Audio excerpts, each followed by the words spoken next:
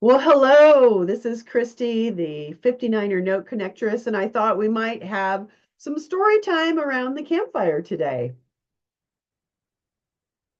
So I'd like to tell you a little story about three women and three outcomes. We have Sherry, Cami, and Crystal. And each of these women followed a different path. They faced unique challenges and arrived at retirement with vastly different resources. And yet, all three will highlight the importance of education, access, and control in achieving a secure financial future. I venture to say that control is going to be the new wealth. So let's start with Sherry.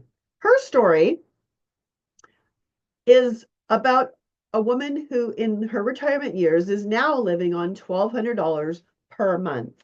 She had no formal education, no steady job history, no Social Security income, and no retirement fund. She spent all of her working years as an unpaid caregiver for her parents, unaware that she might have been able to be compensated for that. Along with that, a mismanaged family trust and mounting medical issues, and a system that penalizes her for having even $2,000 in the bank leaves her one step away from homelessness. She wasn't lazy. She wasn't reckless.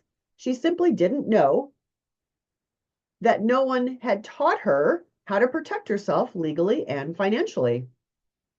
On the other hand, our next friend's name is Cami. Her story is a story of wealth without liquidity. So she sold her home and inherited a large amount from her parents. And then she and her husband decided to pay cash for their new dream home, $2.1 million. No mortgage, no debt.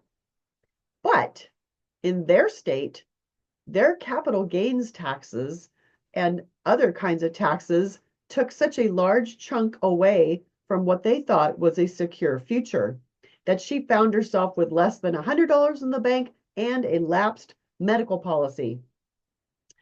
So getting a reverse mortgage worked well for them to restore some of that cash flow, but the process was grueling and emotionally draining. So she had the assets, but no access. Her wealth couldn't help her when she needed it the most. Our third woman we'll name Crystal. Unlike Sherry or Cami, Crystal didn't wait for someone else to build her safety net.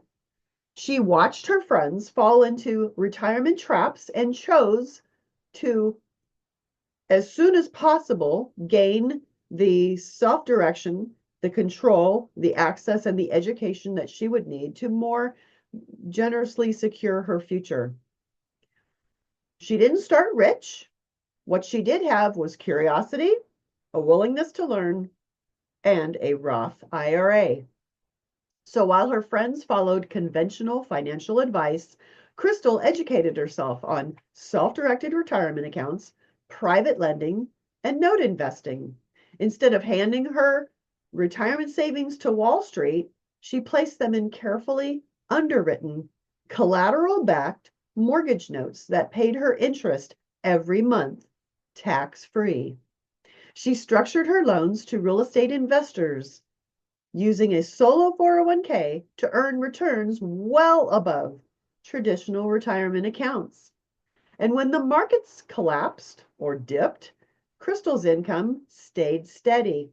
When taxes hit her peers, hers were minimized by design. She didn't need to hope for Social Security or fight trustee approval to use her own money. She was her own trustee. So, three women, three outcomes. Sherry had no money, no plan, and no one to guide her. She relied on systems that allowed her to fail.